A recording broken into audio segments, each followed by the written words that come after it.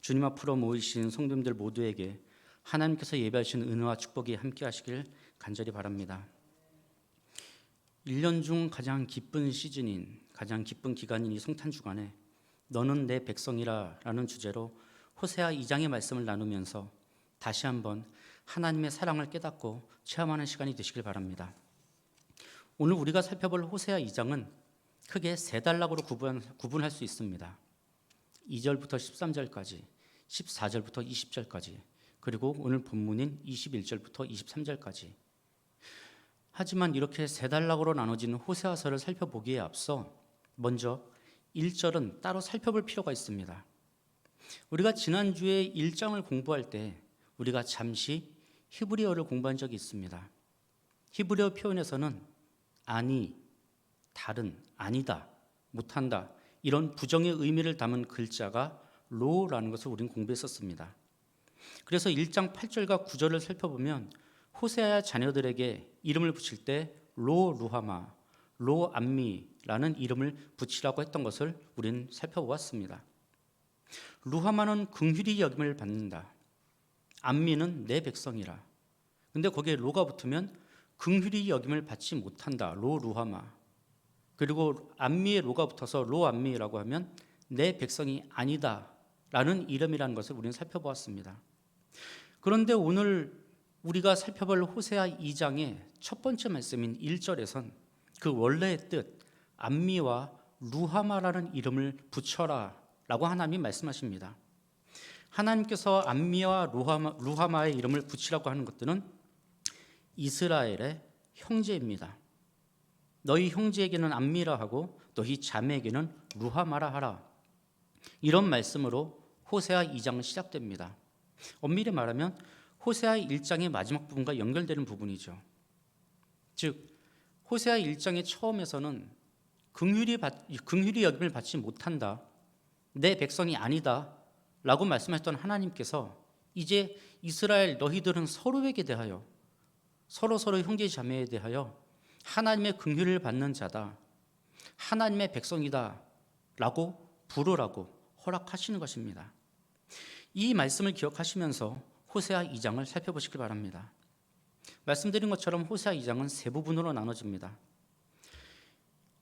첫 번째 단락인 2절부터 13절까지는 하나님 백성의 배신과 타락, 그리고 그들을 징계하심으로 그들에게 하나님이 어떤 분인지를 알려주시는 하나님의 사랑에 대해서 기록하고 있습니다. 즉 방금 말씀드린 것처럼 로 루하마와 로 암미들에 대한 이야기입니다. 하나님의 긍휼을 받지 못하는 자, 하나님의 백성이 아닌 자들에게 하나님께서 어떻게 하시는가에 대한 내용이 첫 번째 단락입니다. 타락한 여인 고멜이라고 불리던, 우리가 호세아의 아내 고멜이라고 부르는 이 타락한 여인은 자신의 배우자와 자녀들을 버리고 자신이 사랑하는 사람을 찾아서 달려나갑니다. 그리고 그 이유에 대해서 5절 하반절은 이렇게 말합니다. 그가 이르기를 나는 나를 사랑하는 자들을 따르리니 그들이 내 떡과 내 물과 내 양털과 내 삶과 내 기름과 내 술들을 내게 준다 하였음이라. 이 구절에서 가장 강조되는 게 무엇일까요? 일반적으로 가장 강조하는 것은 가장 많이 반복된 것입니다. 지금 읽은 말씀에서 나는 나를 사랑하는 자들을 내 떡, 내 물, 내 양털, 내 삶, 내 기름, 내 술들을 내게 준다고 말했기 때문에 나는 나를 사랑하는 자들을 따르겠다라고 말합니다. 바로 자기 자신이 가장 강조되고 있음을 보게 됩니다. 내가 가장 중요한 가치, 내가 생각하는 것이 절대적인 기준, 즉 자기 자신이 스스로 주인 되어서 모든 것들의 결정권자가 되어서 난 내 눈에 보기 좋은 대로 내 소견에 옳은 대로 행하겠다라고 말하는 것이 바로 5절의 내용입니다. 그래서 이 여인은 내가 생각하기에 내가 사랑하는 저 사람이 내 가족도 아니고 내 배우자도 아니고 내 자녀도 아니지만, 그러나 내가 사랑하는 저 사람이 나에게 필요한 것들을 나에게 줄 것이다 라고 말했기 때문에 나는 그를 따르겠다 라고 말합니다. 그리고 우리가 알다시피 이 여인은 타락한 이스라엘을 비유로 설명하고 있습니다. 이스라엘 자손은 또한 하나님의 자손, 하나님께서 택하신 자녀, 하나님의 언약 공동체를 말하고 있고, 하나님의 언약 공동체는 오늘날에는 교회라고 불리고 있습니다. 따라서 이러한 모습은 하나님의 언약 공동체인 교회가 주의해야 할 모습들을 우리에게 보여주고 있는 것입니다. 구약시대의 이스라엘 자손은 고달픈 광야 생활 40년을 마치고 가나안에 들어갔습니다. 그들이 가나안에 들어가서 본 것은 화려한 삶, 발달한 문화, 높은 성벽과 풍요로운 삶이었습니다. 광야에서 만나와 메추라기와 하나님의 허락하신 물로 살아왔던 그들에게 있어서 한 곳에 정착하여 자신의 손으로 농사를 짓고 자신이 거두어들인 과실을 먹으면서 자신의 손으로 지은 집에서 오랫동안 사는 것, 언제 이동할지를 몰라서 천막을 치고 사는 것이 아니라, 언제 이동할지 모르기 때문에 내 손으로 곡식을 재배할 수 있는 것도 아니라 항상 하늘만 바라보고 하나님의 도우심만 바라며 살던 그들에게 한 곳에 정착하여 산다는 가나안의 문화는 그만큼 매력적인 것이었습니다. 그리고 거기에 더해서 그들이 본 것은 그 가나안의 선주민들이 누리고 있던 문화가 바알로 대변되는 풍요와 다산의 상징을 따르고 있는 그 신으로부터 비롯된다는 것입니다. 바알은 풍요와 다산을 상징합니다. 우리는 압니다. 그것이 실제로 그런 능력이 없다는 것을. 하지만 그 바알을 믿는 사람들은 자신들이 만든 신에게 그러한 이미지를 투영해서 저 바알이라는 신이 우리를 풍요롭게 하고 우리를 부강하게 한다라고 믿었습니다.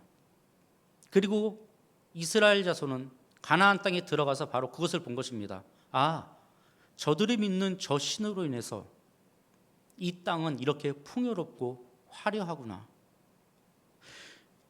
그래서 이스라엘 자손은 가나안에 정착한 때부터 우상숭배의 유혹에 끊임없이 흔들리게 됩니다. 우리는 그 모습을 사사기를 통해서 잘 알고 있습니다. 자기 소견에 오른 대로, 내가 보기에 이것이 좋으면 이것을 따릅니다. 내가 보기에 저것이 더 나를 부유하게 할 것 같으면 그것을 따릅니다. 그런 우상숭배에 빠지면 다른 이방민족의 침략을 받고 그들이 신음하고 고통하며 하나님께 호소하면 하나님은 사사를 보내서 그들을 구원하십니다. 이스라엘 자손은 가나안에 정착한 그 시기부터 끊임없이 이러한 우상숭배 유혹에 흔들려 왔음을 우리는 알고 있습니다. 이스라엘 자손이 왜 그렇게까지 어리석게 행동했을까요? 말씀드렸듯이 그들은 눈에 보이는 화려함, 바알이 줄 것이다 라고 약속한 그러한 풍요로운 것들에 흔들린 것입니다. 그래서 그들은 하나님이 우리를 지켜주신 것처럼 하나님의 지켜주심을 계속 받고 바알을 따름으로써 바알이 우리에게 약속하는 풍요로움을 누리겠다라는 생각에서 하나님과 바알을, 하나님과 세상을, 하나님과 우상을 겸하여 섬겨온 것입니다.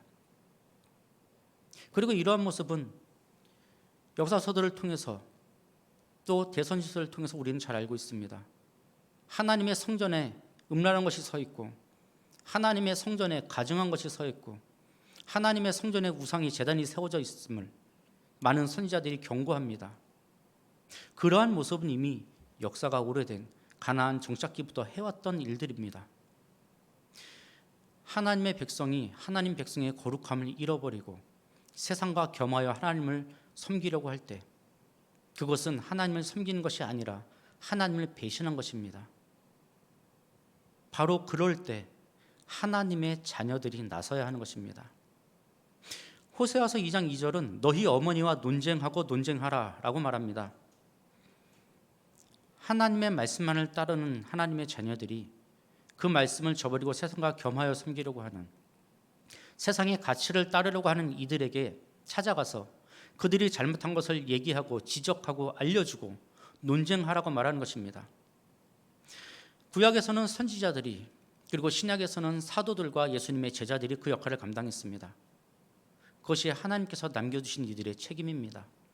그 일을 하라고 하나님의 자녀들을 남겨주셨습니다. 엘리야 시대에도 엘리야가 갈멜산에서 850명의 우상의 선지자들과 대결하여 이긴 후에 3년 반 동안 내리지 않던 비가 내리게 된 후에 오히려 이세벨과 아합에게 쫓겨 도망가면서 하나님께 이렇게 토로합니다. 이제 저밖에 남지 않았습니다. 제가 뭘 더 할 수 있겠습니까? 저는 너무나 지쳤고 이제 혼자 힘으로 할 수 있는 건 아무것도 없습니다. 그저 죽기만을 간구합니다. 그때 하나님께서 엘리야에게 말씀하십니다. 아직 우상에게 무릎 꿇지 않은 7,000명을 남겨놓았다. 그들이 바로 하나님이 남겨두신 이들, 논쟁하고 논쟁하라고 명령을 받은 이들입니다. 가서 전하라, 논쟁하고 논쟁하여 바른 길을 제시하라. 그리하여 하나님의 백성들이 잃어버린 거룩함을 되찾도록 하여라 라고 명하신 것입니다. 그리고 교회의 역사 속에서도 500년 전에 루터와 칼빈이 그리해왔습니다. 종교개혁자들이 스스로의 목숨을 내놓으면서 자신들의 삶을 포기하면서까지 이 일을 행하여 왔습니다. 로마 카톨릭이 타락해서 면죄부를 판매할 때, 성직자들이 타락하여서 세속적 가치를 추구할 때, 세상의 가르침을 따라서 하나님의 교회를 세상의 가르침을 따라 운영하려고 할 때 하나님의 자녀들이 나서서 논쟁한 것입니다. 교회는 싸워야 합니다. 그리고 교회는 논쟁해야 합니다. 교회가 타락하려고 할 때, 하나님의 언약 공동체가 흔들릴 때 하나님이 남겨주신 하나님의 자녀들은 오늘 호세아서에서 우리에게 말하는 대로 가서 논쟁하고 논쟁해야 합니다. 하지만 우리가 명심해야 할 것은 그러한 논쟁은 물리력과 논리를 통해서 싸우는 싸움이 아닙니다. 교회를 세속화시키려는 세상의 헛된 학문들과 허탄한 신화들과 무엇보다 하나님과 겸하여 섬기면 더 나은 삶을 살 수 있다라고 유혹하는 세상의 유혹과 맞서 싸우는 치열한 영적 싸움입니다. 그리고 이 싸움은 우리들 안에서 매일같이 일어나는 싸움입니다. 오늘도 우리는 수많은 유혹을 받습니다. 이렇게 추운데 교회 갈 거야? 코로나가 지금 오미크론이 퍼졌는데 교회를 갈 거야? 이 저녁에 이렇게 추운데, 심지어 연말 연시라 TV에서는 재밌는 거 많이 하는데, 오늘 저녁에 맛있는 음식이 준비되어 있는데 그런 영상 들여다보면서 예배 드릴 거야? 이 좋은 시간을 그렇게 낭비할 거야? 주일날 예배 드렸잖아. 세상은 우리에게 끊임없이 유혹합니다. 그렇게까지 하지 않아도 되잖아. 너는 할 만큼 했잖아. 그럴 때 우리는 논쟁해야 합니다. 그럴 때 우리는 싸워야 합니다. 그것이 아니라고. 하나님을 섬기는 일은 그렇게 대충대충 설렁설렁 적당히가 아니라 모든 것을 다 걸고 해야 하는 것이라고 우리는 싸워야 합니다. 하나님이 우리에게 그것을 요구하십니다. 하나밖에 없는 아들을 보내서 우리를 구속하심으로 우리를 이 자리까지 부르시는 하나님께서는 우리에게 그 아들의 삶을 따르라고, 그 삶을 따라서 너희들의 모든 삶이 걸어가야 한다고 우리에게 말씀하십니다. 그것이 바로 호세아 2장에서 우리에게 논쟁하라고 말하는 것입니다. 그러한 논쟁이 없을 때, 그러한 싸움이 없을 때 하나님의 언약 공동체는 흔들릴 수밖에 없고 세상을 향해 달려가게 됩니다. 세상이 더 좋은 것을 줄 것이라는 믿음으로 인해서 하나님을 버리고 세상을 향해 달려가는 것입니다. 하지만 이 여인이 5절에서 말한 그 모든 내 것, 내 양털, 내 삶, 내 음식, 내 옷, 내 것들, 그 모든 것들이 실상은 다 그 남편이 준 것, 즉 하나님께서 공급해 주신 것임을 8절에서 말합니다. 호세아서 2장 8절입니다. 곡식과 새 포도주와 기름은 내가 그에게 준 것이요 그들이 바알을 위하여 쓴 은과 금도 내가 그에게 더하여 준 것이거늘 그가 알지 못하도다. 안타깝게도 이 여인은 그것이 자기 것이라고 여기며 그것이 하나님으로부터 말미암은 것임을 알지 못합니다. 이 여인, 고멜로 비유되는 이스라엘 자손은 하나님을 알지 못하기 때문에 이렇게 어리석은 일을 행하는 것입니다. 하나님이 어떤 분인지를 알지 못하기 때문에, 하나님은 바알처럼 풍요와 부유함과 화려함을 주시는 분이 아니다 라고 생각하기 때문에 하나님을 알지 못함으로 세상의 헛된 가치를 쫓아 달려나가는 것입니다. 하나님의 백성이면서도 하나님을 제대로 알지 못하는 그들에게 하나님께서는 그들을 일깨워 주시기 위해서 징계를 내리십니다. 9절은 그 남편이 그 모든 것을 다시 찾아올 것이라고 선언합니다. 그리고 그때는 그 하나님의 징계의 손에서 그들을 건져낼 사람이 없을 것이라고 10절에서 분명히 말합니다. 그러나 우리가 분명하게 기억해야 할 사실은 하나님께서 이스라엘 자손이 미워서 너희들은 더 이상 내 백성이 아니다. 너희들은 도저히 내가 품고 갈 수가 없다. 너희들은 이제 멸망받아야 한다라고 벌하신 것이 아니라 하나님을 알지 못하는 그들을 일깨워 주시고 그들이 그 길에서 돌이켜 하나님께로 돌아오도록 하시기 위해서 가르치시는 징계임을 기억해야 합니다. 그 징계를 통해서 하나님의 백성은 하나님에 대해 바르게 알게 될 것입니다. 하나님에 대해서 바르게 알게 된 그 백성들은 그들이 알게 된 그것을 기반으로 하여 그것에 근거하여 하나님과 연합하게 될 것입니다. 하나님을 바르게 알지 못하고 세상을 향해서 우상을 향해서 달려간 이들을 끝까지 사랑하시는 하나님의 그 무한하신 사랑하심을 이어지는 두 번째 단락에서 우리에게 정확하게 보여줍니다. 첫 번째 단락에서 징계를 통해 죄와 타락을 일깨우신 하나님께서는 두 번째 단락인 14절부터 27절까지의 말씀에선 하나님의 사랑하심과 도우심에 대해 말하고 있습니다. 두 번째 단락의 첫 번째 말씀인 14절에서는 하나님께서 타이르시겠다고 말씀하십니다. 내가 그를 타일러 거친 들로 데리고 가겠다. 그리고 말로 위로하겠다라고 말씀하십니다. 야단치고 혼내는 것이 아니라 잘못을 깨닫도록 타일러 주시는 것입니다. 하지만 물론 그들이 잘못한 것에 대해선 벌하십니다. 광야로 데리고 가는 것으로 징계하십니다. 그리고 그 광야에서 타이르시고 말로 위로해 주실 것입니다. 그들이 깨닫도록. 그리고 그들이 그 징계의 광야에서 깨달을 때 그들을 다시 데리고 돌아오실 것입니다. 하나님에 대해 알지 못함으로 인해서 잘못된 길로 행하는 이러한 이들에게 하나님에 대해 바르게 알려주십니다. 두 번째 단락에서 알려주시는 하나님이 과연 어떤 하나님인가에 대해서는 19절에서 정리해서 보여주고 있습니다. 공의와 정의와 은총과 긍휼히 여김으로 그리고 진실함으로 우리 하나님은 그런 분이십니다. 정의의 하나님께서는 하나님을 떠난 이스라엘 자손을 징계하십니다. 하지만 그것은 은총과 긍휼히 여기심으로 인한 사랑입니다. 거짓이 없이 하나님에 대해서 바르게 알려주시기 위함입니다. 또한 무엇보다 공의의 하나님께서는 유대인이나 이방인이나 차별 없이 사랑하시고 그 긍휼을 베풀어 주시는 분이십니다. 공의와 정의와 은총과 긍휼, 공의와 정의는 엄격하신 하나님이고 은총과 긍휼하심은 사랑의 하나님이십니다. 이러한 하나님에 대해서 바르게 알려주실 때 그 알려주시는 하나님은 거짓 없이 우리에게 온전히 알려주십니다. 진실되게 알려주십니다. 그리고 진실하신 하나님이시기 때문에 한번 말씀하신 것은 절대 변하지 않는 신실하신 하나님이십니다. 공의와 정의, 은총과 긍휼, 진실함과 신실함, 이런 하나님에 대해서 바르게 알게 되는 것이 바로 하나님과 연합하는 것. 호세아 2장에서 말하는 하나님이 그에게 장가드는 것입니다.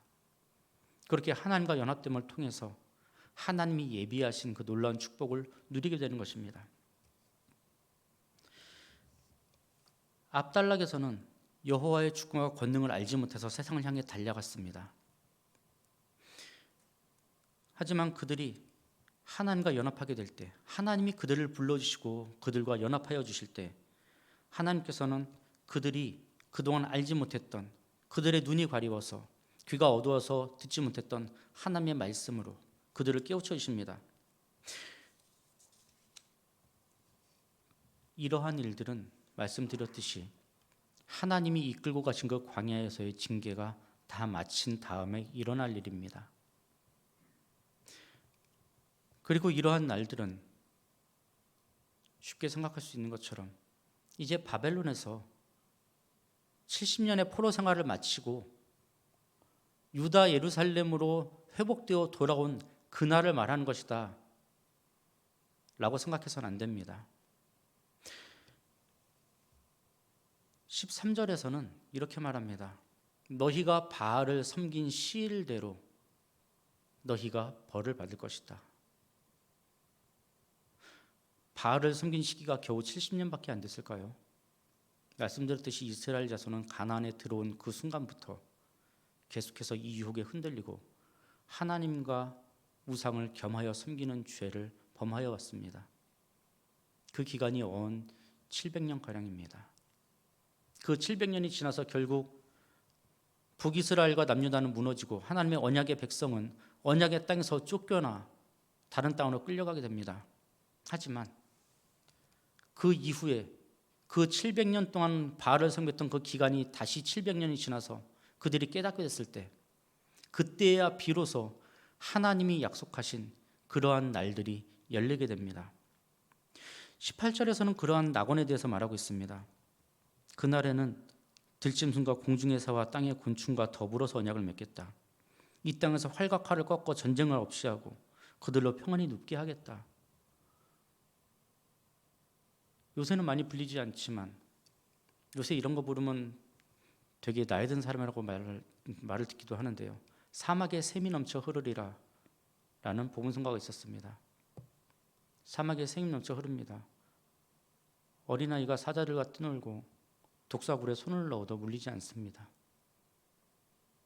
무엇보다 사막이었던 곳이 그 불모지가 풍요로운 땅으로 바뀝니다. 샘이 열리고 풀이 자라고 하나님의 낙원이 열립니다. 이러한 날들이 바로 하나님의 나라입니다. 그리고 그 하나님의 나라는 예수님께서 이 땅에 오심으로 이 땅에 임하게 되었습니다. 예수님이 이 땅에 오셔서 제일 먼저 외치신 말씀이 바로 그것입니다. 회개하라, 천국이 가까웠다. 호세아서는 우리에게 말합니다. 논쟁하라. 예수님은 오시자마자 논쟁하셨습니다. 회개해라. 너희들 아브라함의 자손이라고 우리는 저절로 하늘나라 갈 것이다. 우리는 무조건 구원받는다라고 여기는 너희들 회개해라. 틀렸다. 그리고 하나님의 나라가 임할 것이니 그 하나님의 나라를 누려라. 그리고 이어서 천국 복음을 전하시게 됩니다. 비로소 그때야 비로소 하나님이 약속하신 이 날들이 열리며 온전히 하나님과 연합되어서 하나님에 대한 온전한 지식을 가지고 하나님의 온전한 백성으로 살게 되는 것입니다. 바로 그날에 대해서 호세아 2장은 말하고 있습니다. 호세아 2장의 두 번째 단락은 하나님께서 스스로를 알게 하시는 그 사랑을 통해서 회복되는 그의 백성들에 대한 이야기입니다. 그리고 그 회복은 저절로 이루어지는 것이 아니라 하나님이 허락하실 때 하나님의 때에 하나님께서 이루십니다. 마지막 세 번째 단락은 그 고난의 때를 살아갈 이들에게 주는 엄청난 소망의 말씀으로 시작을 합니다. 21절에서는 이렇게 말하면서 시작을 하죠. 여호와께서 이르시되 그날에 내가 응답하리라. 그날에 내가 응답하리라. 하나님께서 응답하시겠다고 말씀하십니다.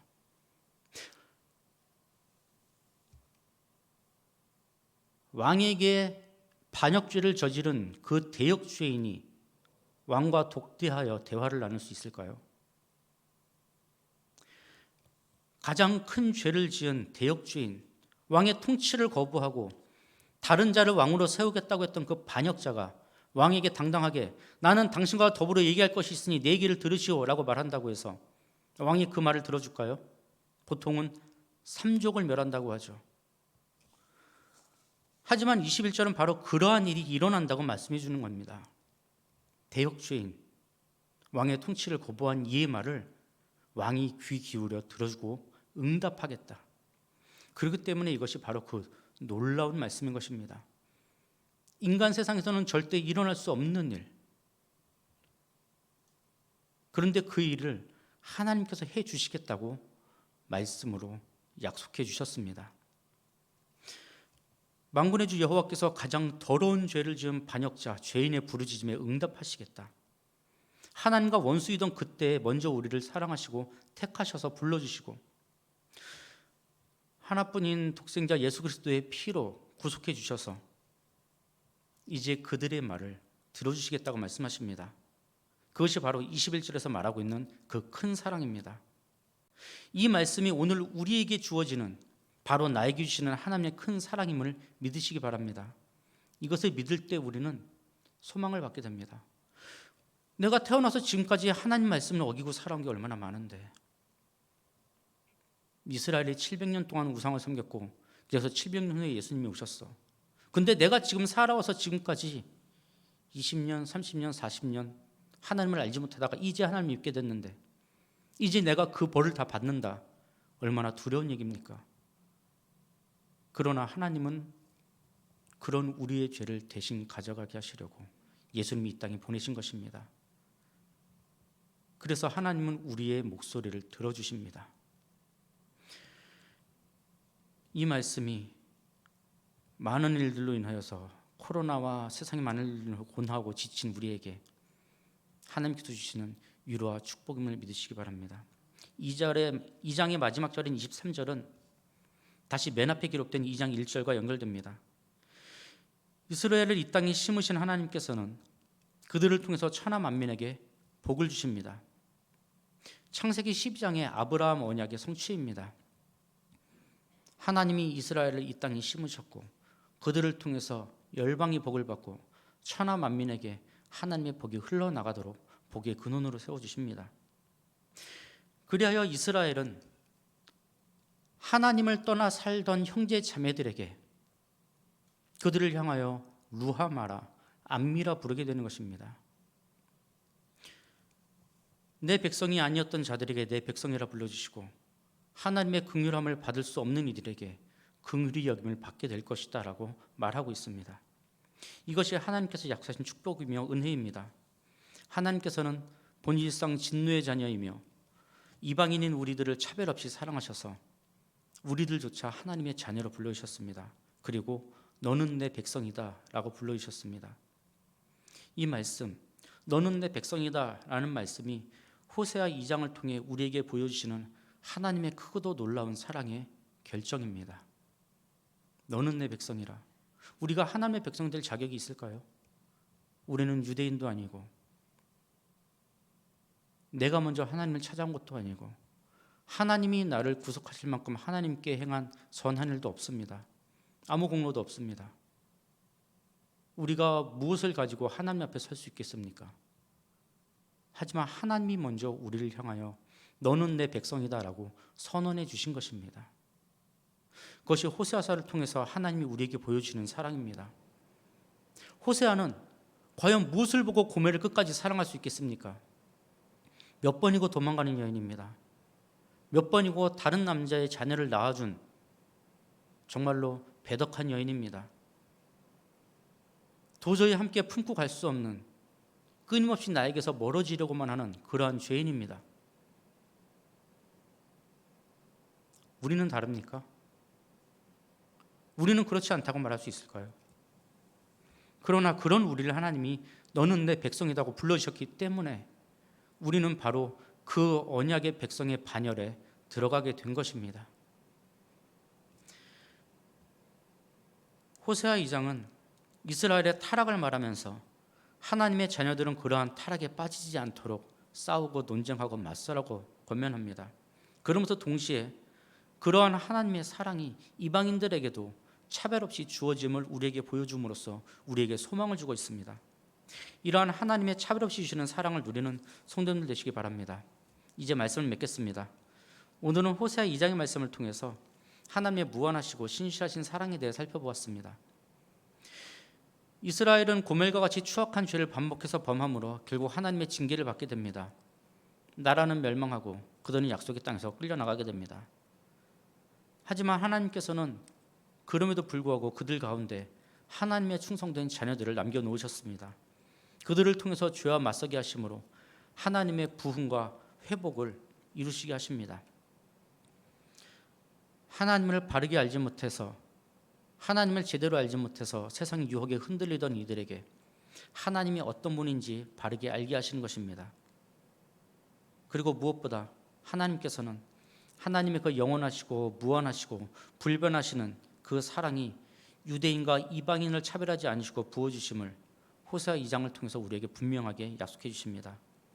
긍휼함을 받지 못하던 로루하마에게 긍휼함을 받는 루하마라는 이름을 주시고, 하나님의 백성이 되지 못하는 로암미에게 하나님의 백성이 되는 암미라는 이름을 붙여주십니다.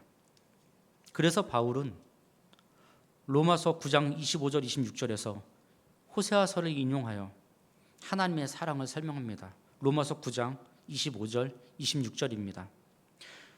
호세아의 그래도 이르기를 내가 내 백성 아닌 자를 내 백성이라 사랑하지 아니한 자를 사랑한 자라 부르리라. 너희는 내 백성이 아니라 한 그곳에서 그들이 살아계신 하나님의 아들이라 일컬음을 받으리라 함과 같으니라. 아멘. 이 사랑으로 인해 오늘 우리는 이 예배의 자리에 부르심을 받았고 하나님 앞에서 하나님의 자녀의 신분으로 하나님을 바르게 경배하고 있습니다. 공의와 정의, 은총과 긍휼을 진실함과 신실함의 하나님께서 우리와 연합하심으로 하나님을 바르게 알게 하시고 바르게 섬기도록 인도해 주셨습니다. 그 하나님께서 오늘 우리에게 분명하게 말씀하십니다. 너는 내 백성이라. 이 말씀이 코로나로 인해 또 여러 가지 어려움과 고난으로 인해 지쳐가고 무너져가고 있는 우리에게 주시는 하나님의 격려이며 위로와 소망의 말씀을 기억하시고 그 사랑 안에서 하나님을 아는 바른 지식으로 세상의 유혹에 맞서 싸우며 담대하게 평안을 누리는 성도님 되시길 간절히 소망합니다. 다 같이 기도하시겠습니다. 이 시간에는